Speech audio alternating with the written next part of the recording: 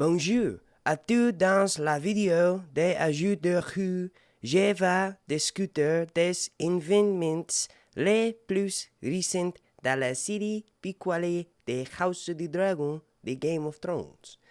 That was French. In this video, I'm going to be discussing the more recent events that have happened, because the news has just been piling up. I've obviously, been in dad mode, so I haven't had time to catch up. But in this video, it'll maybe, who knows how long it'll be, but I'll be discussing some of those noteworthy events.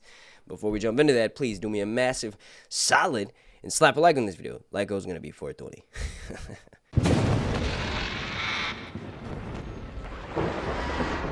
Alright, now first things first. I've been seeing some rhetoric being repeated online in my absence. It's hard to sort of maybe influence what people are saying when you're not making videos. There's people that are doing the same thing they did with Game of Thrones, and that leads to nothing but disappointment.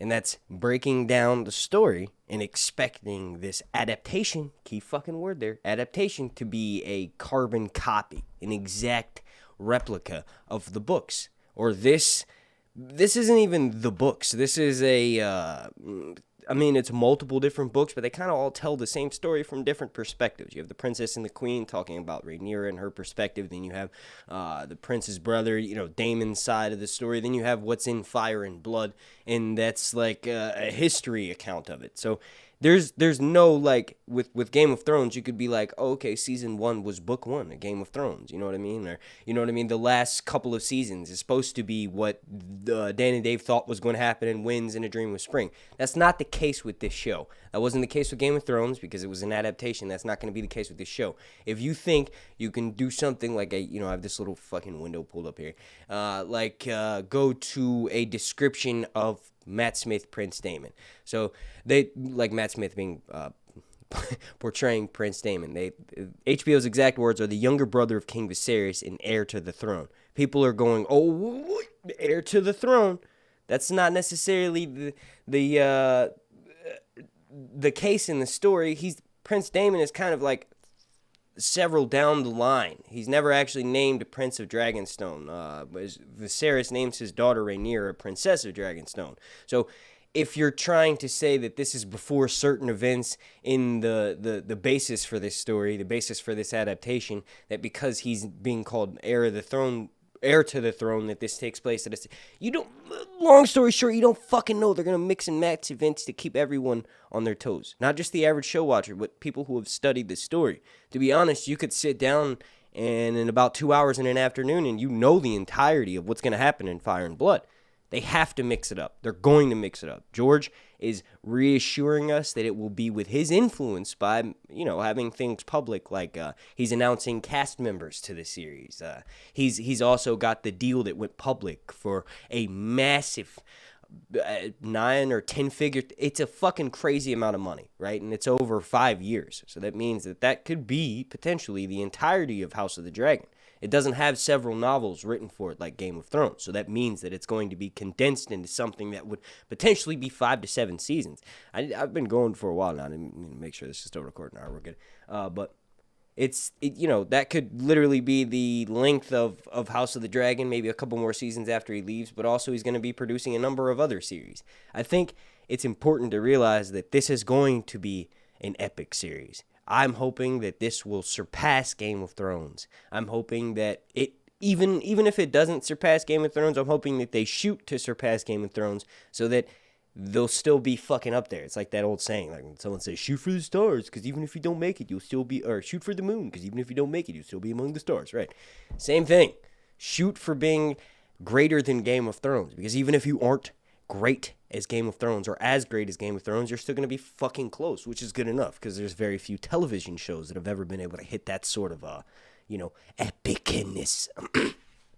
But moving on here, one of the other things that I wanted to address was one of the more recent castings. I sort of just mentioned that there, and that was Fabian Frankel as Sir Criston Cole. Now, Criston Cole is going to be probably like, not probably. He's going to have aspects of Jaime in the Kingsguard because he's sort of got this thing going with Rhaenyra and Alicent, and it's kind of like his character, Daemon as well. And like this dude is one of the few knights in the kingdom to like unmount Daemon at attorney. So Kristen Cole is going to be like that Jaime level badass, right? But there's going to be like a rivalry where like Jaime, there were certain people that he respected. Like I guess we didn't actually get to see that much of it on screen. We kind of did.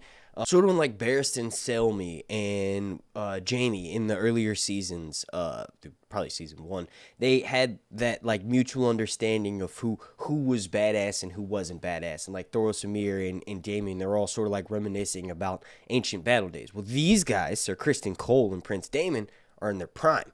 So we're sort of like seeing that rivalry or those glory days that Thoros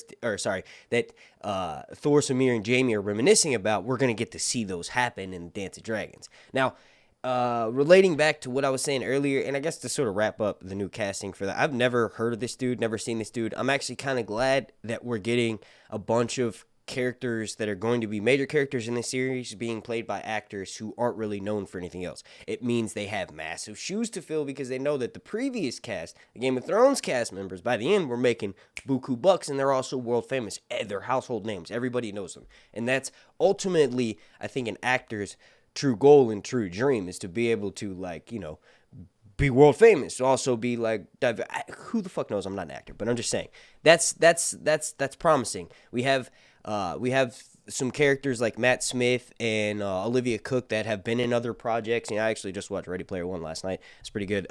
She does have getting sidetracked, it's my ADHD, but she does have that face where she could be like 13 or 30. You know what I mean? So that's cool that a lot of people are worried about her playing Alicent because Alicent does eventually have kids that are teenagers, and Aegon II becoming king, and Aemon One Eye, and there's that rivalry with Rhaenyra's children, and Rhaenyra, the actress playing her, also looks very young. So people are kind of worried about what's going to happen with that. But Olivia Cook does have one of those faces where if everything's done in costume, and we have like, I think what's most likely going to happen is the child actors may not even be introduced until later on in the first season, or maybe not even into the second season, but eventually when they're playing those starring roles, they'll probably be recast by some different actors who are used to that kind of screen time. But Game of Thrones and A Song of Ice and Fire in general is such a massive universe. You can actually do that. You can tell multiple stories and not bring up major characters until later on because there's still so much to be told. The first 7 episodes could literally just be setting the series, and people are going to be fucking enthralled. We'll have like 20 million people watching the first episode. But just sort of continuing on here because I got super sidetracked. And also wrapping this video up, I'd want to comment further on the Game of Thrones cinematic universe. I'm sort of biding my time and waiting for these leaks to start pouring out with House of the Dragon, because Game of Thrones and HBO and Warner Brothers, whoever signing a deal with George R. R. Martin, is just sort of guaranteed content for the foreseeable future. So what have I been doing in my time that I'm not being a dad? I've been reading. I've been learning all about the A Song of Ice and Fire universe. So we're going to start on this channel from the very fucking beginning, from a Game of Thrones, from the very first chapter, and I'm going to start breaking them down. I may skip a few chapters here in between, but look for those book breakdown videos that are be coming out very soon. And I'm going to also, in those videos, try to include my thoughts of what they may look like on these new spin-off series. So maybe instead of starting off from a Game of Thrones, or it's brainstorming and process here, maybe instead of starting off from like the first chapter of the first book, maybe I'll pick things that are more promising to become spin-offs, like Nymeria and 10,000 Ships, or Robert's Rebellion, or something like that. Maybe I'll just more so focus on those and break down book context and see how I think they'll relate to the new series. That's the most fun in covering the leaks for House of the Dragon. That's kind of what made my channel blow up. I was one of the few YouTubers that didn't care about sort of spoiling the viewer experience for the TV series when you're looking at behind the scenes leaks and stuff. The main reason why I felt that way is like I felt like I could sort of push it out of my brain by the time the next season aired, but also I've read the books, I've been reading the books, and those ultimately spoil what's going to happen in the fucking show anyway, right? Because it's an adaptation, and if you've been paying attention and you watch film and television and you read a lot of books, then you know how it gets adapted, and you know ultimately where it's going to end. But I'll wrap that video up. I want to thank you all so much for watching. If you could, please do me that massive favor and slap a like on this video. That goal is going to be 420. Also, if you could please leave me a comment down below and let me know your thoughts about some of the things that I said in this video, because this wouldn't be fun without a comment section and letting me know some back and forth. But yeah, also, thanks to everybody who's watched this video, and thanks to everyone who's subscribed, and shout out to everybody over on my Patreon family, over on patreon.com/SirHuntsReviews. I just picked out a wedgie. My name's Mark. This has been Sir Hunts. Long night. I didn't say it in this video, mainly because the long night is going to get shorter and shorter, but it's still fun to say. Long night.